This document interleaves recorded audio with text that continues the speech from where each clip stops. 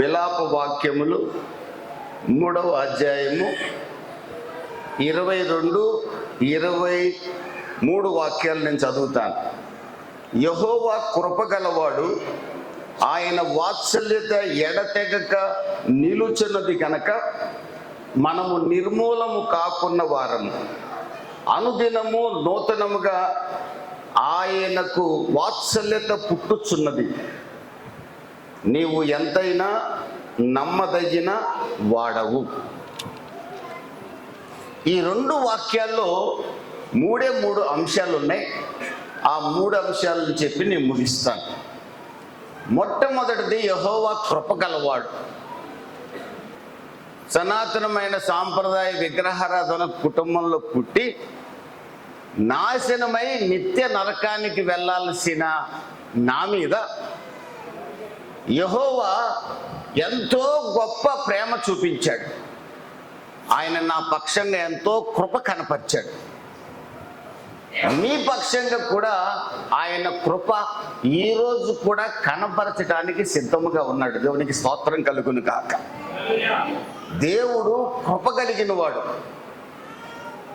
ఆయన కృపలో అసాధారణమైన ప్రేమ దాగి ఉంది ఆయనకు మన మీద. 1 యోహాను 4వ అధ్యాయంలో రాయబడిన ఒక మాట ఏంటంటే, దేవుడు ప్రేమ అయి ఉన్నాడు అని రాస్తుంది. అదే 1 యోహాను 4వ అధ్యాయంలోనే దేవుడు ప్రేమ స్వరూపి అయి ఉన్నాడు అని రాస్తుంది. దేవుడు ప్రేమ అయి ఉన్నాడు, దేవుడు ప్రేమ స్వరూపి అయి ఉన్నాడు. God is love. దేవుడు ప్రేమ స్వరూపి. ఈ వాక్యము కొన్ని క్రైస్తవుల కుటుంబాలలో తలుపుల మీద నేను ఈ వాక్యం చూశా.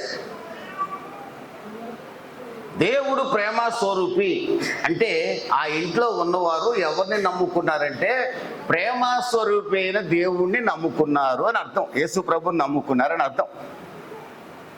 కానీ ఒక రోజున ఆ ఇంటికి నా స్నేహితుడు వెళ్తే ఆ ఇంట్లో తలుపులు వేసి ఉన్నాయి. దేవుడు ప్రేమ స్వరూపి అనే మాట ఇంటి మీద స్టిక్కర్ తెచ్చి బైబిల్ హౌస్లో అతికిచ్చారు.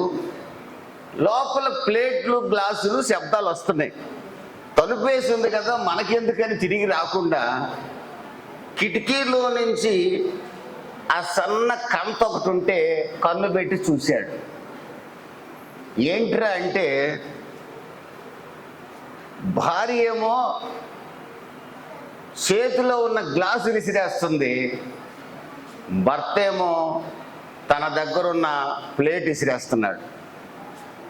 ఆమె చెంబులు విసిరేస్తుంది, ఈయనేమో కత్తిపేట తీసుకొని పోతున్నాడు. మధ్యలో పిల్లలు భయపడి వణికిపోతున్నారు. ఆ సమయంలో పొరపాటు నాలాంటోడు ఎవడైనా వెళ్ళి, ఇది దేవుడు ప్రేమ అయి ఉన్న ప్రేమ స్వరూపైన దేవుని కుటుంబం కదా అని ఒకవేళ వాళ్ళ పాస్టర్ గారిని నేనై ఉంటే, సాయంత్రం అక్క మహాభక్తురాలు ప్రార్థనకు రాలేదని కనుక నేను ఎల్లుంటే, అన్న మహాభక్తుడు నా వెనక బండి మీద వస్తాడు ఎప్పుడు కూడా తీసుకొద్దామని, అన్నను పిలుద్దామని నేను ఎల్లుంటే, తలుపు తడితే భార్య భర్తలు తీరు. ఎందుకంటే వాళ్ళు ఆవేశంలో ఉన్నారు. బీపీ 160, 170కి వెళ్ళిపోయింది వాళ్ళకి. ఈ చిన్నపిల్లడు ఎవడో తలుపు తీస్తాడు. తీసిన వెంటనే నా ముఖానికి ఒక గంటో, ఒక ప్లేటో, ఒక గ్లాసు వచ్చి తగలటం ఖాయం. అక్కడ రాసి ఉంది, మేము ప్రేమ స్వరూపైన దేవుని కుటుంబం అని రాశారు. ఆ ఇంట్లో భార్య భర్తలకి క్షమించుకునే స్వభావం లేదు. కానీ మీరు ఆరాధిస్తున్న దేవుడు ప్రేమ స్వరూపైన దేవుడు. ఆయన ఎంత ప్రేమించాడంటే మనల్ని, యోహాను సువార్త 3:16 ప్రకారం తన ఒకే ఒక ప్రియకుమారుడైన యేసుక్రీస్తుని మన కొరకు బలియాగముగా అర్పించబడుటకు భూమి మీదకి పంపించాడు. చప్పట్లు కొట్టి ప్రభువు నామాన్ని కనపరుచుకోండి. అంత ప్రేమను ఆయన మన పక్షంగా చూపాడు. కారణం యేసు రక్తం పరిశుద్ధ రక్తం. యేసు రక్తంతో కడగబడకుండా ఏ కులం వాడి పాపం కూడా పవిత్రపరచబడదు. ఏ కులం వాడు పాపం నుంచి విడిపించబడడు. జంతువును తప్ప ప్రతి మనిషిని పాపం నుంచి విడిపించగలిగిన రక్తం యేసు రక్తం ఒక్కటే. ఆ రక్తం ఒక్కటే మానవుని పవిత్రపరిచి పరలోకానికి చేరుస్తుంది. దేవునికి స్తోత్రం కలుగును గాక. ఆ రక్తాన్ని నా కుమారుడా నువ్వు చిందించాలని తండ్రి అయిన దేవుడు చెప్పినప్పుడు కుమారుడైన యేసు మాట్లాడకుండా వచ్చి భూమి మీద 33.5 సంవత్సరాల కాలంలో 30 సంవత్సరాలు తన తండ్రి ఇంట్లో తండ్రితో కలిసి కార్పెంటర్ పని చేసుకుంటూ కుటుంబాన్ని పోషించాడు. శరీరధారిగా భూమి మీదకి వచ్చినందుకు దేవాది దేవుడు 3.5 సంవత్సరాల సేవ చేశాడు. తగిన వయసు వచ్చింది. దేవుడు అంటున్నాడు, పరమైన దేవుడు, సమయం వచ్చింది, నా కొరకు నువ్వు ఆకాశానికి భూమికి మధ్య మానవాళి పాప పరిహారార్థమై వ్రేలాడాలని దేవుడు చెప్పినప్పుడు వెంటనే గొల్గతాలో ఏమి ఆలోచించకుండా ఆఖరి రక్త బొట్టు కూడా మన కొరకు చిందించాడు. దేవునికి స్తోత్రం కలుగునుగా. అంత ప్రేమ దేవుడు నా మీదే కాదండి, ఇక్కడున్న మీ అందరి మీద చూపించాడు. 2 కొరింథీ 5:21 రాయబడిన మాట ఏంటంటే, ఆయన మన కొరకు పాపపు ముద్దగా మారాడు, శాపమైపోయాడు. ఆయన పాపం చేసింది మనం, శాపగ్రస్తులం మనం. మన శాపాన్ని తొలగించట కొరకు పరిశుద్ధుడైన దేవుడు మనల్ని ప్రేమించి శాపగ్రస్తుడయ్యాడు. గలతీ 3వ అధ్యాయము 10 నుండి 14 వాక్యాలు మీరు చదువుకుంటే యేసుక్రీస్తు మన కోసరము శాపమయ్యాడు అని రాసింది. ఎందుకు శాపమయ్యావు ప్రభు అంటే, నిన్ను శాపం నుంచి విడిపించాలంటే పరిశుద్ధుడైన దేవుడినైనా నేను శాపగ్రస్తుడిని కావాలి. నేను శాపగ్రస్తుడిని చనిపోతే నేను పాతి పెట్టబడతాను, కానీ నా శరీరం కుళ్ళిపోదు. నేను మరణాన్ని జయించి తిరిగి లేచే శక్తి నాకుంది. కారణం నేను దేవాది దేవుడిని. దేవునికి స్తోత్రం కలుగును కాక. నువ్వు కూడా ఒకరోజు చనిపోయినా మరణాన్ని జయించి నా దగ్గరికి రావాలంటే నీ కొరకు నేను చనిపోవాలని నా ప్రభు నన్ను ప్రేమించి చనిపోయాడు. ఇక్కడ చదువు రానోళ్ళ కోసం ఆయన చనిపోయాడు, చదువు వచ్చిన వాళ్ళ కోసం ఆయన చనిపోయాడు, పేదోళ్ళ కోసం చనిపోయాడు, ధనికుల కోసం చనిపోయాడు ఆయన. దేవునికి స్తోత్రం కలుగును కాక. రోమా 5:8 రాసిన మాట, మనము భక్తిహీనులుగా ఉండగానే, పనికి మాలిన వాళ్ళుగా, దుర్మార్గులుగా ఉండగానే, విగ్రహాలను పూజిస్తుండగానే, కామ వికారాల్లో ఉండగానే యేసుక్రీస్తు నన్ను నీతిమంతుడిగా చేయటం కోసం ప్రాణాన్ని అర్పించాడు. అప్పటి వరకు ఆయన గ్రంథాన్ని ఎన్నోసార్లు చించివేశాను, ఆయన బిడ్డల్ని ఎన్నో మాటలు అన్నాను, అవన్నీ ఏం పట్టించుకోలే. ఆయన ఏరా నా దగ్గరకు వచ్చావా అన్నాడు. వచ్చానయ్యా అన్నాను. నేనే దేవుడిని నమ్మకం కలిగిందా అన్నాడు. కలిగిందయ్యా అన్నాను. నీ పాపాలు క్షమించగలిగింది నేనేనంటావా అన్నాడు. నువ్వేనయ్యా అన్నాను. నా రక్తం పరిశుద్ధమైందని ఒప్పుకుంటావా అన్నాడు. ఒప్పుకుంటాను అన్నాను. నేను మరణాన్ని జయించి తిరిగి లేచానని నమ్ముతున్నావా అన్నాడు. నమ్ముతున్నాను అన్నాడు. అయితే ఇప్పుడు ఏంటో చెప్పమన్నాడు. నన్ను క్షమించు అన్నాను. వెంటనే నా పాపమంతా క్షమించి నన్ను కడిగాడు. చప్పట్లు కొట్టి ప్రభు నమస్కారం. హల్లెలూయా. దేవుడు ప్రేమ స్వరూపి. నా ప్రభువుని దుర్మార్గుడిని నేను ఒక్క క్షణం అడిగా, అంతే, వెంటనే క్షమించేశాడు. అంత ప్రేమ ఈ రోజున ఇక్కడ కూర్చున్న ప్రారంభంలో ఉన్న వాళ్ళ దగ్గర నుంచి చివరి వరకు ఆయన కనపరుస్తున్నాడు. దేవునికి మహిమ కలుగును గాక. హల్లెలూయా, హల్లెలూయా. దుర్మార్గుడైన సౌలు జీవితంలో కనపరిచిన యేసు ప్రేమ, దుర్మార్గుడనైన నా జీవితంలో కనపరిచిన యేసు ప్రేమ సౌలును పౌలుగా మార్చింది. విగ్రహారాధికుడినైన నన్ను సజీవుడైన దేవుడిని ఆరాధించే ఒక వ్యక్తిగా మార్చింది ఆ ప్రేమ. దేవునికి స్తోత్రం కలుగును గాక. రెండవది, దేవుడు కనికరము గలవాడు. దేవుడు ప్రేమ స్వరూపి, దేవుడు కనికరము గలవాడు. Is the father of compassion. కనికరము గల దేవుడు ఆయన. 2 కొరింథీ 1:3 రాయబడింది, దేవుడు కనికరము గల తండ్రి అని రాస్తుంది. దేవుడు కనికరము గల తండ్రి. Is the father of compassion. ఆయనకి ఎంత కనికరం అంటేనండి, ఎంత జాలి అంటే, ఎంత దయ అంటే, ఎంత మర్సీ ఆయనకు ఉందంటే, నాయీని విధవరాలి యొక్క కన్నీరు చూడలేనంత జాలి గల దేవుడు మన దేవుడు. తన ఒక్కగానొక్క కుమారుడు చనిపోయి పాడె సిద్ధమైంది, పాడె కట్టారు, మోసుకపోబోతున్నారు. ఆ పాడె యేసుకి ఎదురైంది, శవము యేసుకి ఎదురైంది. ఆ పాడె ముందున్న ఆడ మనిషిని యేసు చూశాడు. ఆమె కన్నీరు కార్చటం యేసు తట్టుకోలేకపోయాడు. దావీదు బత్షెబతో పాపం చేశాడు. దావీదు ఏ పని చేసినా దేవుణ్ణి అడుగుతాడు, కానీ బత్షెబని చూసేటప్పుడు దేవుణ్ణి అడగల. మిద్దె మీదకి ఎక్కాడు, అందమైన మనిషి స్నానం చేస్తే కనపడింది. రవ్వా, నాకున్న భార్యల కంటే అందంగా ఉంది, ఒకసారి చూడమంటావా అని అడగల. ఆమెను ఇంటికి తెచ్చుకొని పాడు చేయమంటావా అని అడగల. ఈ విషయాల్లో దేవుణ్ణి అడగల అతను. మనం కూడా పాపం చేసేటప్పుడు, పిల్లి పాలు తాగేటప్పుడు ఎవరు చూడలేదు అనుకుంటుంది. మనం కూడా పాపం చేసేటప్పుడు ఎవరు చూడలేదు అనుకుంటాం. దావీదు అడగల. ఒకసారి దావీదుని సౌలు చంపాలని, రాజైన సౌలు దావీదుని కుక్కలాగా తరుముతూ చంపాలనుకున్నాడు.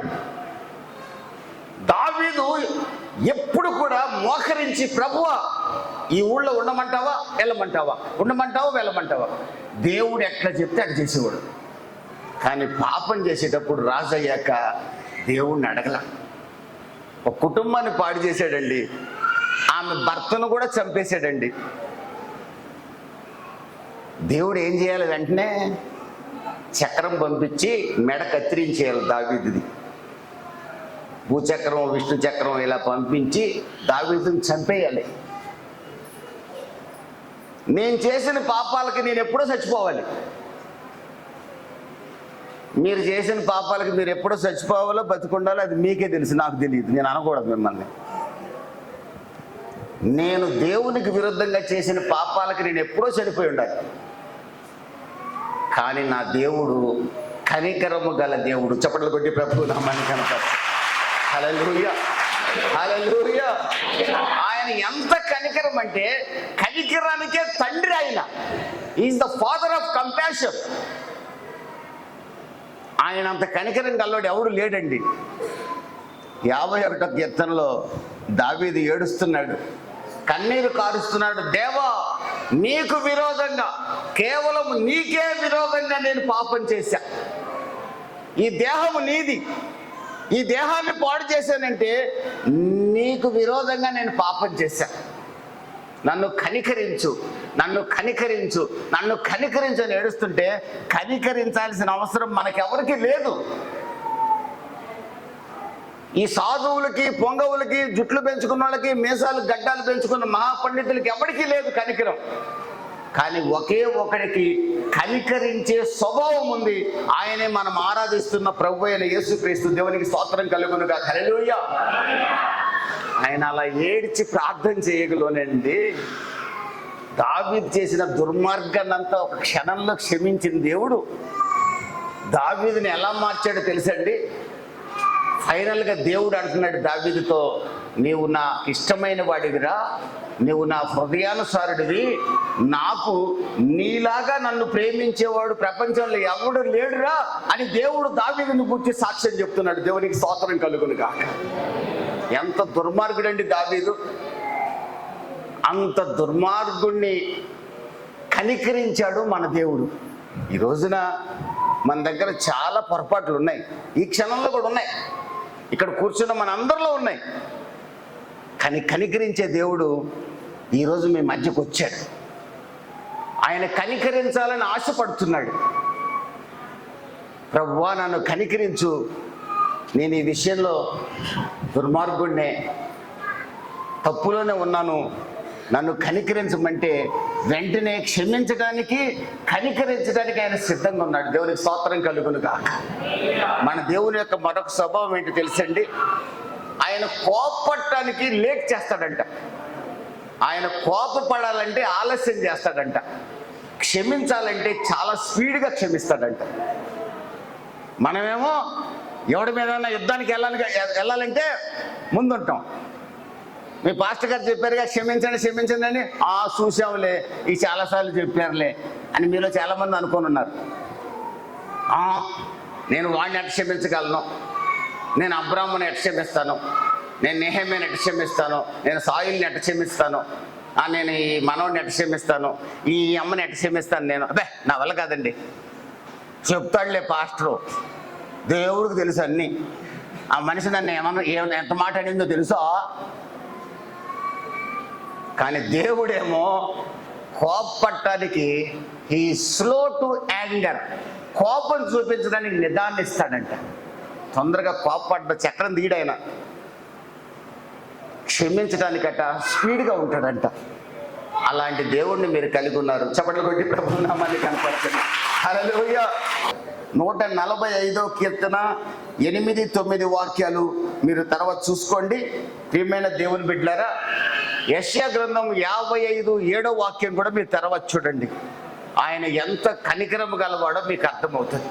చివరిది నేను చెప్పి ముగిస్తాను. దేవుడు నమ్మదగినవాడు, ప్రేమ కలిగిన దేవుడు, కనికరం కలిగిన దేవుడు. ఈ రెండు ఉంటే చాలవండి దేవుడికి. ఈ రెండు ఉంటే చాలు. నేను ఆరాధించే దేవుడికి, నేను ప్రకటించే దేవుడికి, మీరు ఈ వాక్యము ఏ దేవుని గురించిన మాట వింటున్నారో ఆ దేవుడు నమ్మదగినవాడు. ఆయన నరుడు కాదు, ఆయన పేరు నజరేయుడైన యేసు. దేవునికి స్తోత్రం కలుగును గాక. హల్లెలూయా. ఆయన నజరేయుడైన యేసు. నరుడు నమ్మదగినవాడు కాదు, నజరేయుడైన యేసు ఎప్పటికీ నమ్మదగినవాడే.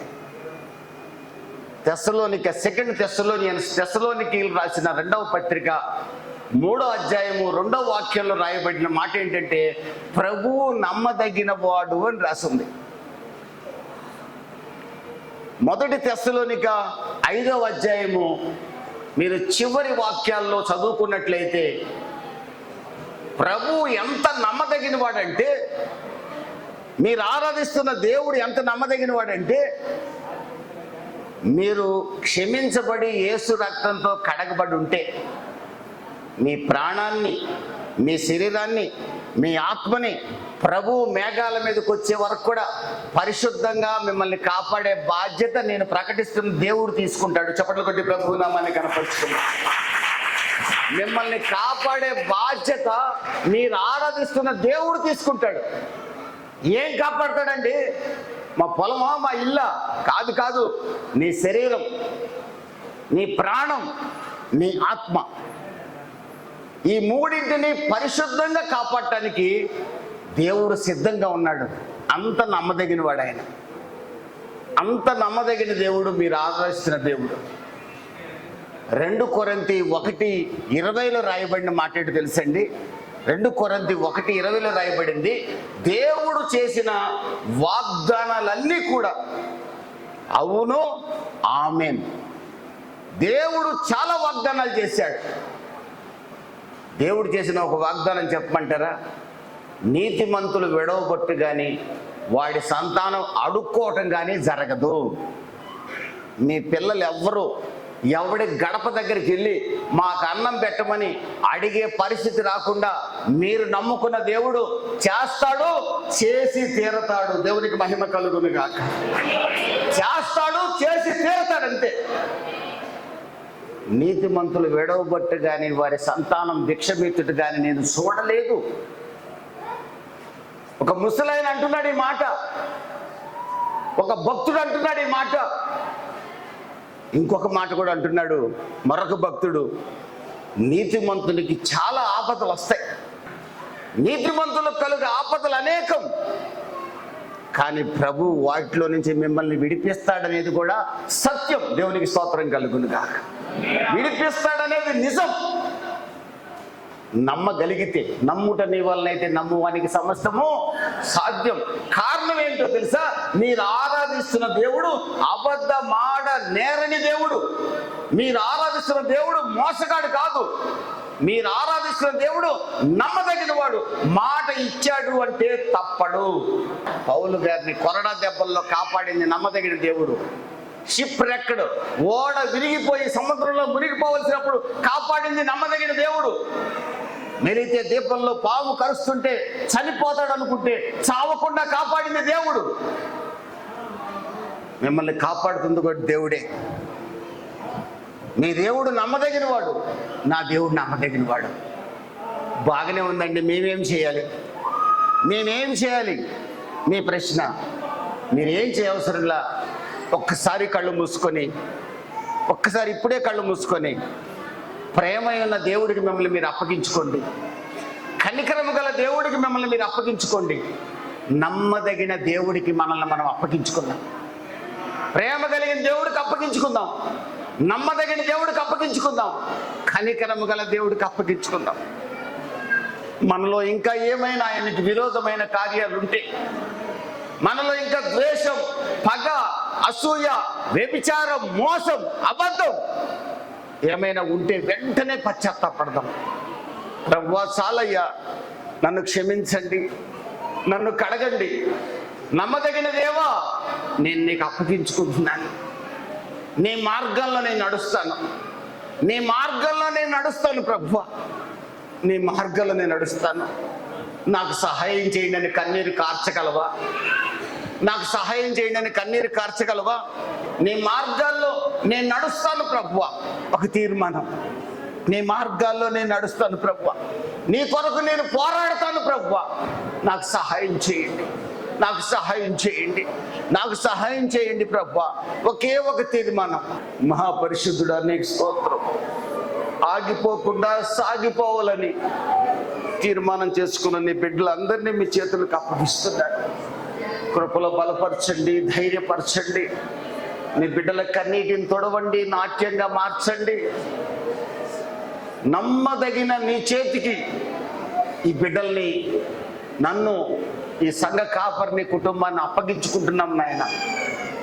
కాపాడే బాధ్యత మీదయ్యా. ఎవరు మమ్మల్ని కాపాడలేరు. మా తల్లిదండ్రులు మమ్మల్ని కాపాడలేరు. నువ్వే కాపాడగలవు.